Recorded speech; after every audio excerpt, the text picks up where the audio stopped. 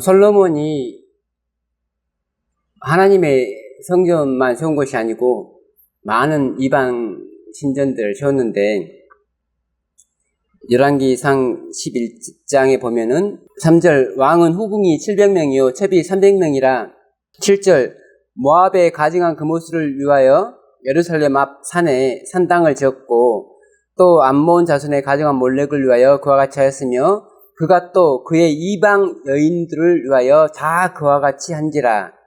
그들이 자기의 신들에게 분향하며 제사했더라. 1000명이 다 이방 여자는 아니겠지만 아무튼 엄청난 수의 이방 신전들이 생긴 걸 알 수가 있어요. 그래서 성전 안에, 하나님의 성전 안에 그것들을 짓지는 않았지만 이스라엘 땅에 그것들을 지었기 때문에, 거룩한 곳에 멸망에 가증한 것들이 있기 때문에 성소가 더럽혀진 거죠. 이제 성소가 더럽혀졌으니까 하나님 입장에서는 성소를 정결하게끔 해야 되죠. 성소를 정결하게끔 하기 위해서 첫 번째 택한 방법이 이스라엘을 둘로 나누는 방법이에요.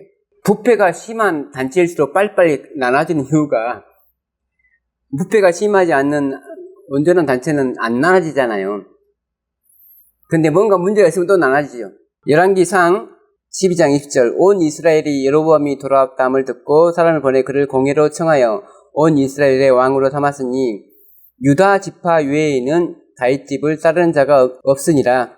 아까 읽었던 열왕기상 11장 13절 읽겠습니다. 오직 내가 이 나라를 다 빼앗지 아니하고 내 종 다윗과 내가 택한 예루살렘을 위하여 한 지파를 네 아들에게 주리라 하셨더라.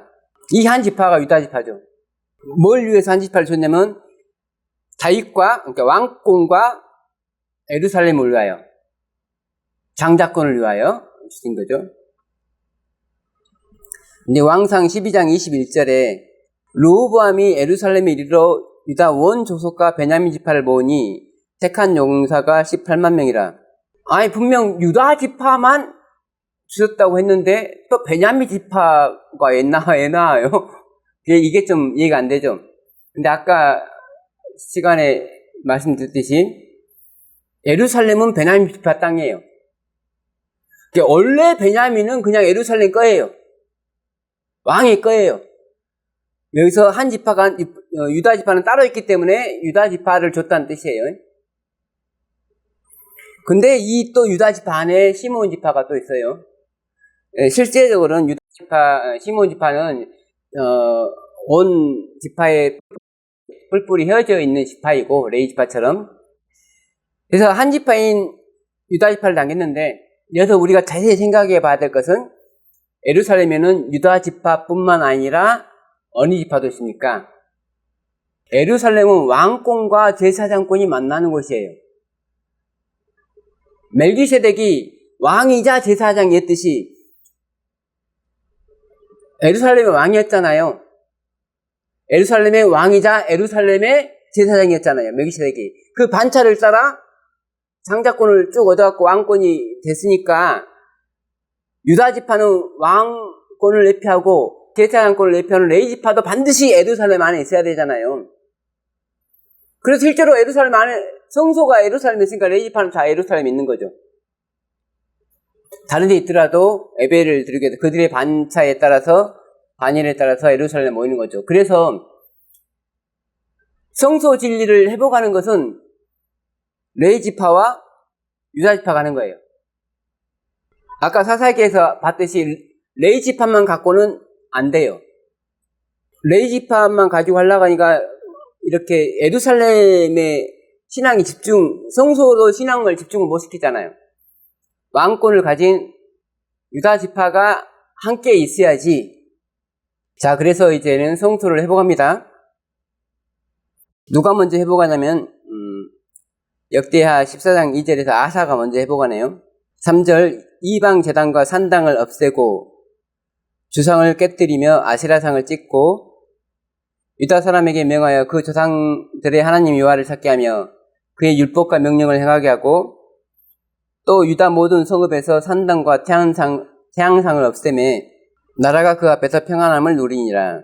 15장 8절 아사가 이 말 곧 선지자 오데스의 예언을 듣고 마음을 강하게 하여 가증한 물건들을 유다와 베냐민 온 땅에서 없애고 또 에브라임 산지에서 빼앗은 성읍들에서도 없애고 또 여호와의 낭실 앞에 있는 여호와의 제단을 재건하고 16절 아사 왕의 어머니 마아가가 아세라의 가증한 목상을 만들었으므로 아사가 그의 태우의 자리를 피하고 그의 우상을 찍고 빻아 기드론 시냇가에서 불살랐으니 17절 산당은 이스라엘 중에서 제하지 아니하였으나 아사의 마음이 일평생 온전했더라. 여기서 이제 그 성경을 읽을 때 가끔 헷갈리는 부분이 14장 5절에는 또 유다 모든 성읍에서 산당과 태양상을 없앴다고 나왔는데 15장 17절에서는 산당은 이스라엘 중에서 제하지 아니하였으나 라고 나오잖아요.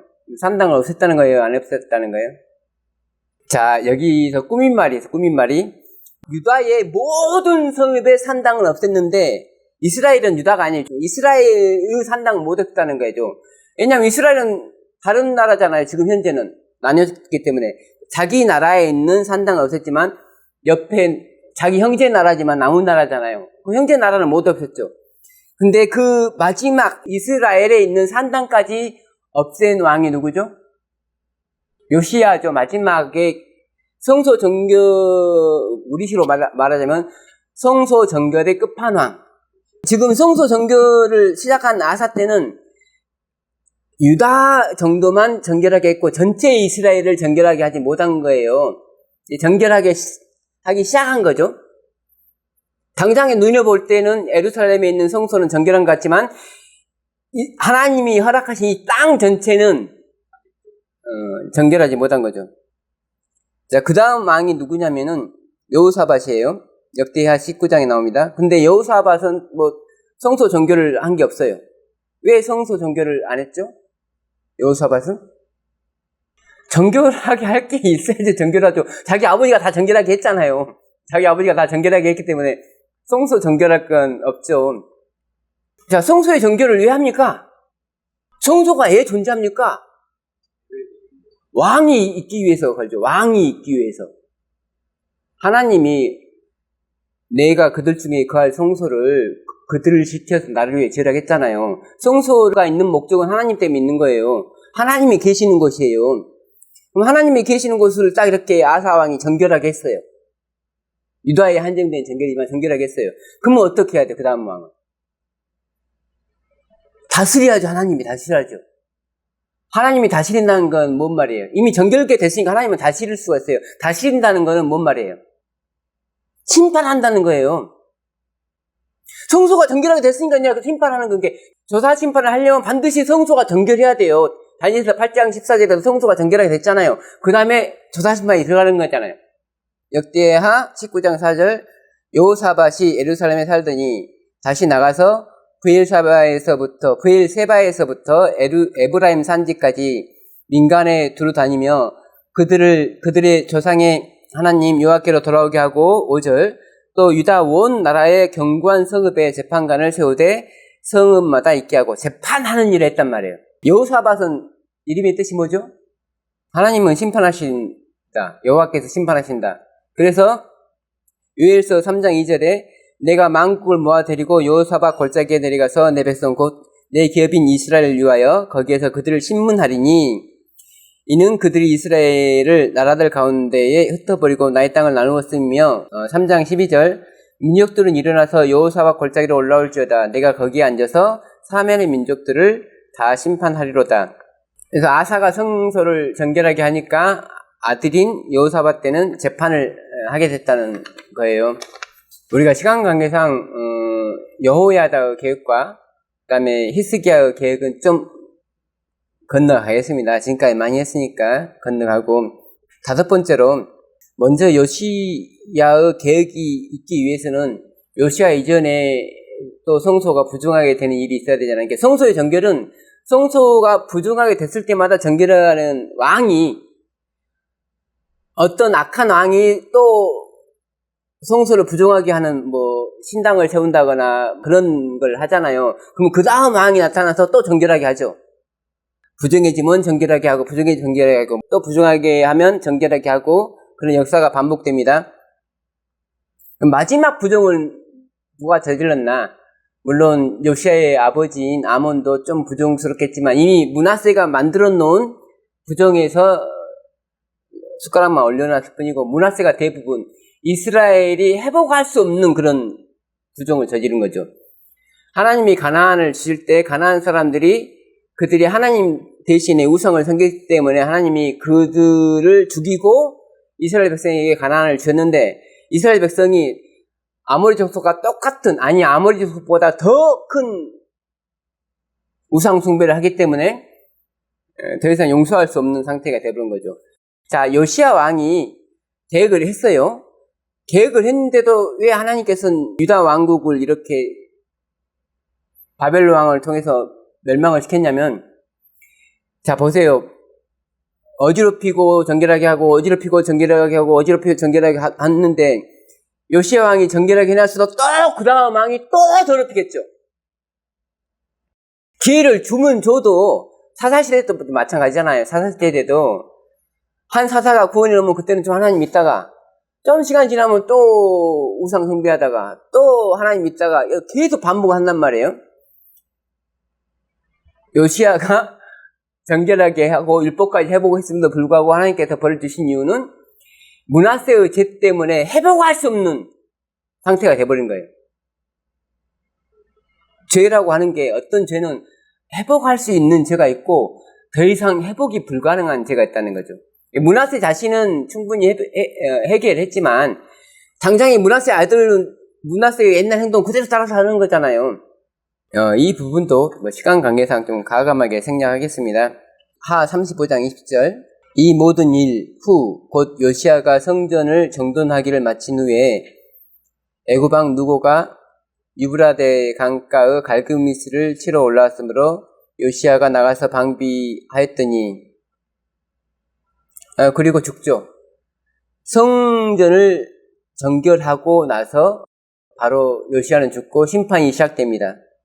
그래서 우리가 지금 오늘 배우려고 하는 성소 조사 심판은 다니엘서 8장 14절에 성소가 정결하게 돼야지 조사 심판이 되는 거를 우리가 지금 역사서를 통해서 배우는 것이고, 이 심판이 그냥 마지막 심판만 있는 게 아니라 여러 왕들을 통해서 정결하게 한 다음에 또 재판관들을 세우고 율법을 회복하고 그런 여러 번의 반복이 있었듯이 조사 심판도 이런 과정의 반복일 수 있다는 말씀을 좀 드립니다. 요한복음 2장 13절 유대인의 유월절이 가까운지라 예수께서 예루살렘으로 올라가셨더니 성전 안에서 소와 양과 비둘기 파는 사람들과 돈 바꾸는 사람들이 앉아있는 것을 보시고 노끈이로 채찍을 만드사 양이나 소를 다 성전에 내쫓으시고 돈 바꾸는 사람들의 돈을 쏟으시며 상을 엎으시고 비둘기 파는 사람들에게 이르시되 이것을 여기서 가져가라. 내 아버지의 집으로 장사하는 집을 만들지 말라 하시니 18절 이에 유대인들이 대답하여 예수께 말하기를 네가 이런 일을 행하니 무슨 표적을 우리에게 보이겠느냐. 예수께서 대답하여 이르시되 너희가 이 성전을 헐라 내가 사흘 동안에 일으키리라. 유대인들이 이르되 이 성전은 46년 동안에 지었거늘 네가 3일 동안에 일으키겠느냐 하더라. 그러나 예수는 성전된 자기 육체를 가리켜 말씀하신 것이라.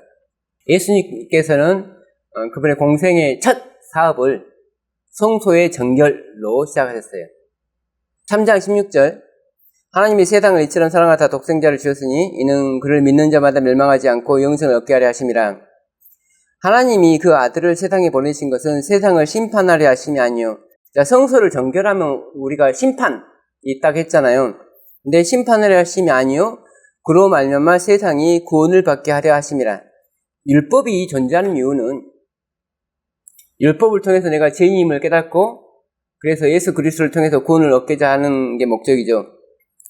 그런데 18절에 그를 믿는 자는 심판을 받지 아니하는 것이요 믿지 아니하는 자는 하나님의 독생자의 이름을 믿지 아니하므로 벌써 심판을 받은 것이라. 그 정죄는 이것이니 곧 빛이 세상에 왔으되 사람들이 자기 행위가 악함으로 빛보다 어둠을 더 사랑한 것이니라.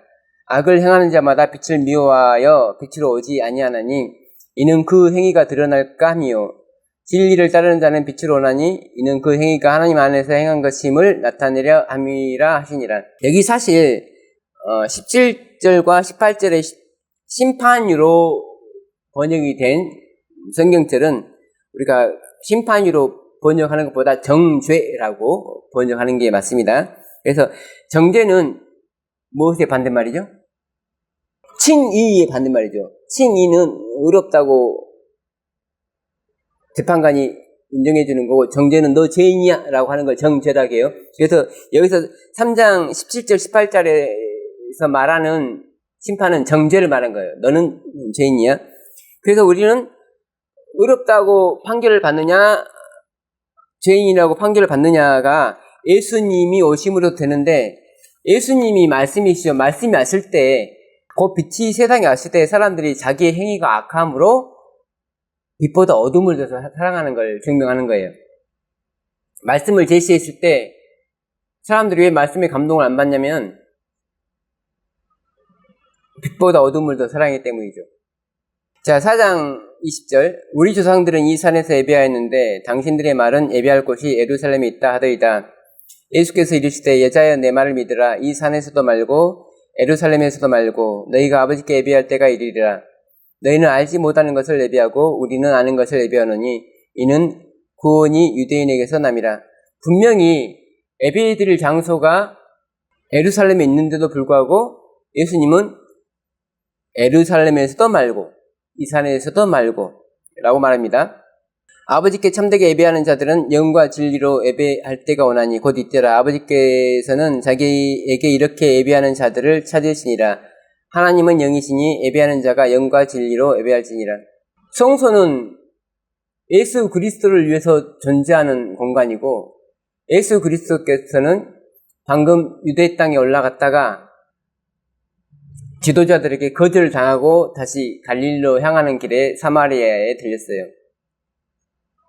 모든 구원에 관한, 진리에 관한 보관은, 율법에 관한 보관, 진리에 관한 보관은 예루살렘에 다 하고 있었는데, 구원이 유대인에게서 났는데, 그럼에도 불구하고 그들이 예수 그리스도를 배척하기 시작했으므로 이제는 성소의 주인이 성소에 없는 상태, 그러므로 성소의 주인이 성소에 없는 상태에서 성소에다 계속 예배를 드리는 것은 그냥 우상에게 절하는 것과 똑같죠. 성소의 주인이신 예수 그리스도에게로 그 경배의 방향이 달라져야 될 것을 지금 말하고 있습니다. 예루살렘에서도 말고 이 산에서도 말고. 자, 다니엘서 8장 13절. 내가 들은즉 한 거룩한 이가 말하더니 다른 거룩한 이가 그 말하는 이에게 묻되 환상에 나타난 바 매일 드리는 제사와 망하게 하는 제약에 대한 일과 성소와 백성이 내준 바 되며 짓밟힐 일이 어느 때까지 이를 거하며 그가 내게 이르되 2300주야까지니 그때 성소가 정결하게 되리라 하였느니라. 성소가 제 기능을 한때와 두때와 반때 동안, 거기다가 지금 다니엘서 8장 14절은 무려 2300주야 끝까지 성소가 제 기능을 발휘하지 못하고 있다고 말합니다. 그래서 2300주야의 끝에 성소가 정결하게 합니다. 다시. 성소가 정결하게 됐기 때문에 이제 뭘 해야 되죠? 재판을 해야 되죠. 성소의 역할은 그 양을 잡아갖고 내 죄를 용서해 주십시오라고 하는 거예요. 그러면 그 피가 성소로 들어가고 그 피가 지성소에 도말되고 그 역할을 하기 위해서 성소가 있는 거기 때문에 이제 성소가 깨끗해졌으니까 제사를 마음대로 드려야죠. 지금 다니엘서 8장 13절에서는 매일 드리는 제사와 매일 드리는 제사를 못 드렸잖아요. 이제 성소가 정결하게 됐으니까 매일 드리는 제사를 드릴 수가 있는 거죠. 그래서 우리의 죄를 드디어 용서받을 수 있는, 심판받고 용서받을 수 있는 기회가 생긴 겁니다. 자, 여기에 대해서 물론 문맥상 이렇게 정결을 설명하는 게 맞는데 굳이 또 더 추가로 설명을 드리자면 레위기 16장 19절 또 손가락으로 그 피를 그 위에 7번 뿌려 이스라엘 자손의 부중에서 제단을 성결하게 할 것이요 이날에 너희를 위하여 속죄하여 너희를 정결하게 하리니. 이 말도 역시 타헤르, 너희의 모든 죄에서 너희가 여호와 앞에 정결 타헤르 하리라. 레위기 16장 30절. 이 말은 다 레위기 16장은 대속죄에 관한 거예요. 그래서 대속죄를 우리가 성결하고 정결하게 된다, 타헤르 한다 라는 뜻입니다. 다 동사예요. 그 다음에 역대하 34장 8절 요시야가 왕위에 있은 지 18째 해에 그 땅과 그 성전을 정결하게 하기를 마치고 타이르. 여기도 역시 정결이에요. 똑같은 정결입니다. 근데 다니엘서 8장 14절의 정결은 그가 내게 이르되 2300주야까지니 그때의 성소가 차다크 하게 되리라. 우러진다 뜻이죠. 아까 멜기체테크 그거는 명사형일 거고 이건 아마 동사형일 것 같아요. 그래서 성소가 정상화가 됐으니까 그때부터 성소에서 대속죄일에서 말하는 정결은 정결하고 함으로써 성소가 해야 될 일을 끝내는 것이고, 여기 다니엘서 8장 14절에서 말하는 정결은 의미는 어떻게 다르냐면 성소가 깨끗하게 됐으니까 이제는 본격적으로 재판을 할 수 있다. 네, 그 뜻으로 받아들이면 됩니다. 계시록 14장 6절 또 보니 다른 천사가 공중에 날아가는데 땅에 거주하는 자들 곧 모든 민족과 종족과 방언과 백성에게 전할 영원한 복음을 가졌더라. 그가 큰 음성으로 이르되 하나님을 두려워하며 그에게 영광을 돌리라. 이는 그의 심판의 시간이 이르렀음이니 하늘과 땅과 바다와 물들의 근원을 만드신 이를 경배하라 하더라. 자, 7절이 영원한 복음이죠. 첫째 천사가 영원한 복음을 가졌는데 이 영원한 복음을 7절에서 이렇게 말하고 있어요. 7절을 한번 분석해 봅시다. 하나님을 두려워하며 그에게 영광을 돌리라. 하늘과 땅과 바다와 물들의 근원을 만드신 이를 경배하라. 이걸 보통 권종희 목사님은 명령행위다 라고 말하였고 율법이죠. 그 다음에 그의 심판의 시간이 이르렀으니 이거는 서술형이다. 이건 복음이다. 그러므로 여기서 말하는 영원한 복음은 심판의 시간이 이르렀습니다 라고 했고, 저 역시도 제목을 영원한 복음 조사 심판이라고 했어요. 이렇게만 알고 있으면 영원한 복음이 아닙니다. 지금 우리가 앞 시간 내내 지금 한 게 뭐냐면은 장자권은 왕권과 제사장권이 만나야지 장자권이에요. 영원한 복음, 완전히 회복된 복음은 뭐냐면 왕권과 제사장권이 만나려는데 지금 다니엘서 8장 14절과 계시록 14장 6절 7절은 같은 사건을 의미하는 거예요. 그러니까 예수님께서 지동소에 들어간 사건을 묘사하는 것인데 지동소에 들어가시면서 왕과 제사장이 만나는 일이 있어야 돼요. 자, 먼저 우리가 생각해 볼게요. 율법만 있어갖고는 복음이 안 되죠. 또 복음만 있어갖고는 복음이 안 돼요. 율법과 복음이 함께 있어야지 영원한 복음이 되는 거예요. 이 첫째 천사의 말을 셋째 천사가 좀 이해하기 좋게 말을 해줍니다. 계시록 14장 12절 성도들의 인내가 여기 있나니 그들은 하나님의 계명과 예수에 대한 믿음을 지키는 자니라. 하나님의 계명만 가지고는 인내가 있을 수 없고 예수에 대한 믿음만 가지고는 인내가 있을 수 없어요. 계명과 믿음이 함께 있어야지 성도들의 인내가 안정되는 거예요. 그래서 첫째 천사가 말하는 영원한 복음은 계명과 복음을 플러스하는 거예요. 스가랴 6장 11절 은과 금을 받아 면류관을 만들어 여호사닥의 아들 대제사장 여호수아의 머리에 씌우고 말하여 이르기를 만군의 여호와께서 이같이 말씀하시되 보라 싹이라 이름하는 사람이 자기 곳에서 돋아나서 여호와의 전을 건축하리라. 그가 여호와의 전을 건축하고 영광도 없고 그 자리에 앉아서 다스릴 것이요 또 제사장이 자기 자리에 있으리니 이 둘 사이에 평화의 은원이 있으리라 하셨다 하고, 제사장과 왕이 만나서 평화의 은원을 하는 거예요. 자, 근데 이 제사장과 이 왕은 다른 두 명의 사람이냐 아니면 한 명의 사람이냐? 킹 제임스 번역에 이렇게 나왔습니다. 주어는 he로 나가요. He shall build the temple of the Lord.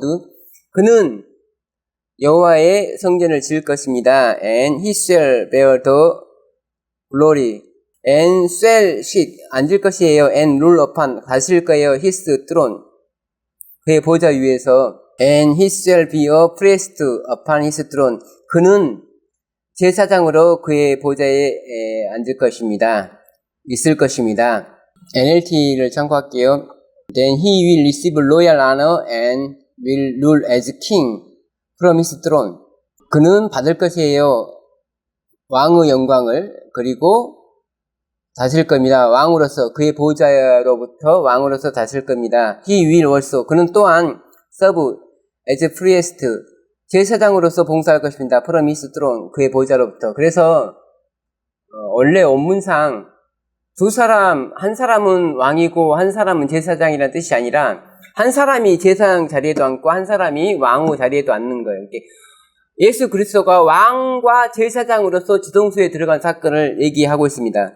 이사야 33장 22절에 대저 여호와는 우리 재판장이시요 여호와는 우리에게 율법을 세우신 이시요 여호와는 우리의 왕이시니 그가 우리를 구원하실 것임이라.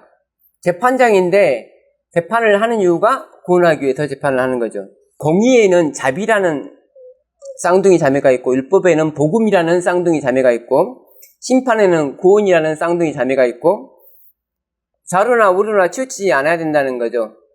한쪽으로 치우치면 항상 우리가 극단이 되고 여호와의 말씀에 어떤 말을 다 하거나 아니면 버리거나 해도 역시 똑같은 의미입니다. 예수님은 우리의 왕, 공의와 의와 계명을 상징하죠. 우리의 왕이시고 우리의 대제사장, 이거는 자비와 평화와 믿음을 상징하죠. 이것이 지성소가 주는 기별이에요. 완전의 기별, 완전. 여러분 혹시 양잿물을 수산화나트륨이라고 하는데 수산화나트륨이 아주 안 좋죠. 그 다음에 염산도 안 좋아요. 이렇게 뿌리면 타잖아요. 수산화나트륨도 먹으면 속이 타고 둘 다 안 좋죠. 이 안 좋은 두 개를 합하면 어떻게 됐어요? 더 안 좋아지겠죠. 근데 염산과 수산화나트륨을 섞으면은 소금물이 돼요. 두 개가 따로 있을 때는 복음이 아니에요. 근데 두 개가 만나면 복음이에요. 이 영원한 복음이 뭐냐면 율법과 복음이 따로 있으면 영원한 복음이 될 수 없는데 율법과 복음이 만나면은 영원한 복음이다라고 굳이 화학적인 설명으로 말씀을 좀 드렸습니다. 자, 그러면 우리가 이제 성소가 정결하게 됐고 성소에 들어가서 이제 우리가 재판을 받죠. 제물은 예수 그리스도가 제물이시고 또 제사장도 예수 그리스도시고 또 왕도 예수 그리스도시고 여기서 우리가 이제 성소의 첫 번째 뜰에서 번제단에서 이제 용서받아야 할 죄는 개인의 죄에 대한 용서죠. 그리고 우리가 두 번째로 용서받아야 될 것은 성소에서 용서받을 수 있는 건데 교회의 죄, 단체의 죄에 관한 거죠. 여기서 우리가 좀 생각해 봐야 될 것은 구원은 개인적인 것인가 단체적인 것인가. 많은 분들은 구원을 개인적인 것이라고만 생각하고 있어요. 그렇다면은 이집트에 있던 이스라엘 백성이 출애굽하면서 개인적으로 따로따로 그렇게 나와서 구원을 받았느냐 아니면 한날 한시에 나왔느냐. 우리가 다 알다시피 이집트에서 이스라엘 백성은 한날 한시에 다 나왔죠. 구원을 이걸 개인적인 구원이라고 하겠어요? 아니죠. 단체적인 구원이죠. 예수 그리스도가 오시는 것은 단체를 구원하기 위해서 오시지 개인을 구원하시기 위해서 오시는 게 아니에요. 교회가 조직된 것은 교회가 단체로 구원받기 위해서 조직된 거고 민족이 조직된 것은 민족이 단체로 구원받기 위해서 조직이 됐어요. 그럼 성소는 언제부터 생겼냐면 한 민족으로서 이스라엘이 생겼을 때부터 성소가 존재하는 거예요. 성소는 한 민족의 죄를 감당하기 위해서 있는 거예요. 성소는 왕이 있는 곳이잖아. 왕은 개인들이 있는 곳에서는 왕이 필요 없죠. 교회가 있어야지 민족이 있어야지 왕이 필요하잖아요. 그래서 성소는 왕이 백성들을 다스리는 곳이다. 그거에 대해서 그러면 성소에 대해서 어떻게 설명하는가에 대해서 레위기 4장에서 설명을 하고 있습니다. 4장 1절 여호와께서 모세에게 말씀하여 이르시되 이스라엘 자손에게 말하여 이르라 누구든지 여호와의 계명 중 하나라도 그릇 범하였으되 3절 만일 기름 부음을 받은 제사장이 범죄하여 백성의 허물이 되었으면 제사장이 범죄해가지고 백성의 허물이 됐다. 라는 말로 제사장의 죄를 다루고 있어요. 근데 이 제사장은 기름 부음 받은 제사장이라고 표현하고 있어요. 무슨 뜻이냐면 하나님이 너는 내가 택했다. 너는 거룩해. 라고 기름 부은 제사장을 말하는 거예요. 13절 만일 이스라엘 온 회중이 여호와의 계명 중 하나라도 부주 중에 범하여 허물이 있으나, 여기서 온 회중은 하나님이 너는 내 백성이다 라고 거룩하게 칭한 백성이에요. 하나님이 택한 백성, 거룩하다고 칭한 제사장과 거룩하다고 칭한 백성들의 속죄제의 피는 성소에 들어가는 피입니다. 읽어보시지 말고. 그 다음에 백성의 지도자나 개인에 대한 죄는 번제단에서 그 피가 쏟아지고 뿌려지고 성소에 들어가지 않습니다. 아브라함 때는 성소가 없었죠. 개인이니까. 다 제단에서 본인이 돌로 제단을 쌓아서 거기서 제사를 드리고, 그래서 백성의 지도자가 됐든 백성의 개인이 됐든 개인의 죄에 대한 속죄의 피는 성소로 들어가지 않고 단체의 죄, 교회의 죄에 대한 피만 성소에서 용서받아야 되는 죄다. 레위기 6장 24절 여호와께서 모세에게 말씀하여 이르시되 아론과 그의 아들들에게 말하이르라. 속죄제의 규례는 이러하니라. 속죄제의 제물은 지극히 거룩하니 여호와 번제물을 잡는 곳에서 그 속죄제 제물을 잡을 것이요, 죄를 위하여 제사 드리는 제사장이 그것을 먹되 곧 해막될 거룩한 곳에서 먹을 것이며, 그래서 속죄제의 제물은 제사장들이 먹을 수가 있어요. 그 고기에 접촉하는 모든 자는 거룩할 것이며 그 피가 어떤 옷에든지 묻었으면 묻은 그것을 거룩한 곳에서 빨 것이요, 그 고기를 토기에 삶았으면 그 그릇을 깨뜨릴 것이요, 유기에 삶았으면 그 그릇을 닦고 물에 씻을 것이며, 제사장인 남자는 모두 그것을 먹을지니 그것은 지극히 거룩하니라. 자, 여기까지는 개인의 죄를 속죄하기 위한 속죄제의 제물을 먹는 것을 말하고, 30절에 그러나 피를 가지고 회막에 들어가 성소에서 속죄하게 한 속죄제 제물의 고기는 먹지 못할지니 불사를지니라. 그래서 바울이 히브리서에서 말하기를, 히브리서 13장 10절 우리에게 제단이 있는데 장막에서 섬기는 자들은 그 제단에서 먹을 고난이 없나니 이는 죄를 위한 짐승의 피는 대제사장이 가지고 성소에 들어가고 그 육체는 영문 밖에서 불사름이라. 그러므로 예수도 자기 피로써 백성을 거룩하게 하려고 성문 밖에서 고난을 받으셨느니라.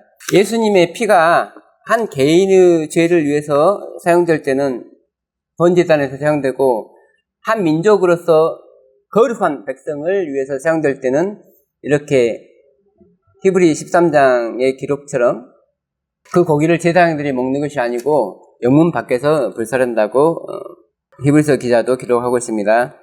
그래서 우리는 곧 구속의 경륜, 구속의 계획인 성소를 통해서 심판은 개인의 죄를 심판하는 단계가 있고 또 교회의 죄를 심판하는 단계가 있구나 라는 것을 깨달을 수가 있어요. 또 이스라엘 백성이 아닌 사람은 성소에 들어올 수가 없죠.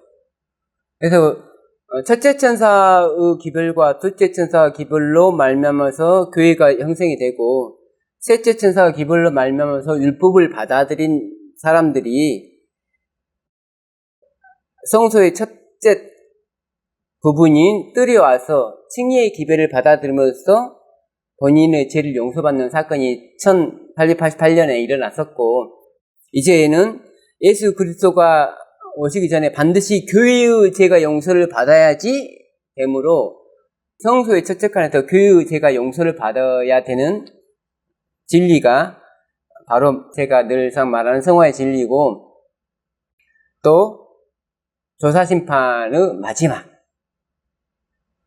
개인의 죄만 해결된다고 예수님이 오시는 게 아니고 교회의 죄가 해결돼야지 오는데, 교회의 죄는 뭐냐면 교회의 의무는 진리의 보관자죠. 교회가 진리를 버리고 오류를 받아들이면 교회가 죄가 있는 거죠. 그러면 우리가 오류가 있구나라고 하면 교회가 용서를 받죠. 창세기 18장 25절 주께서 이같이 하사 의인을 악인과 함께 죽이시면 부당하며 의인과 악인을 같이 하심도 부당하니이다. 세상을 심판하시는 이가 정의를 행하실 것이 아니니까. 하나님은 심판을 공의롭게 행하세요. 공의라고 하는 것은 모든 사람들이 이해할 수 있는 의를 말합니다. 모든 사람들이 이게 옳다라고 하나님은 의로우시다라고 말할 수 있는 것.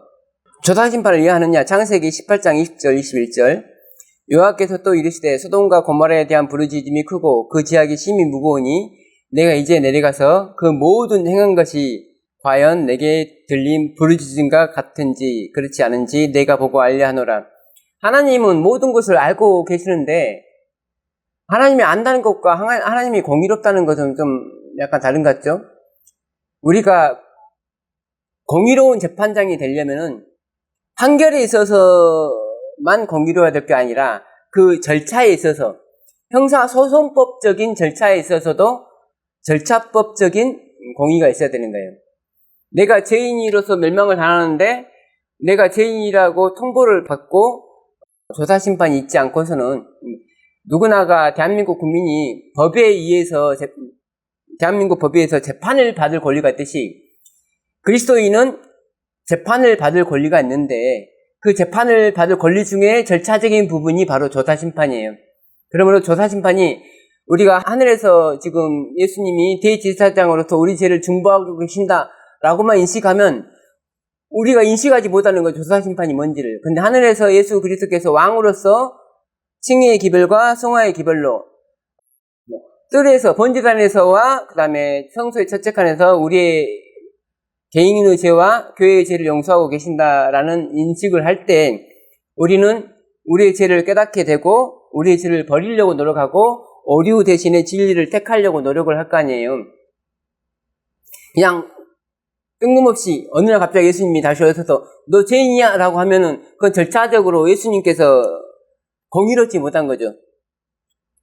근데 이런 것들을 하나님이 하시는 것에 대해서 아브라함에게 말씀해 주시는데 창세기 28장 17절 여호와께서 이르시되 내가 하려는 것을 아브라함에게 숨기겠느냐.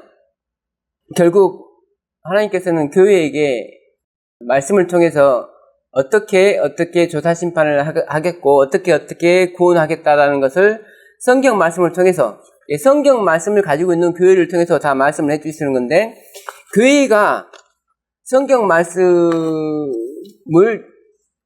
버리면은 이걸 발견을 못하는 거죠. 교회가 어둠 속에 있는데 백성에게 이 기별을 전할 수가 없는 거예요. 결국 복음이라고 하는 것은 내가 죄를 용서해 주겠다는 거잖아요. 예수님이 죄를 용서해 주겠다. 그러면은 죄인은 내가 이러한 죄가 있군요. 나는 내가 완벽한 줄 알았는데 한 가지 부족한 것이 있군요. 교회도 마찬가지예요. 우리가 지금까지 진리를 다 해보고 한 줄 알았는데 한 가지 부족한 게 있군요. 그 판단을 누가 하냐면 교회의 지도자들이 하는 거죠. 그래서 교회의 지도자의 결정이고 교회의 운명이 되는 거예요. 감사합니다.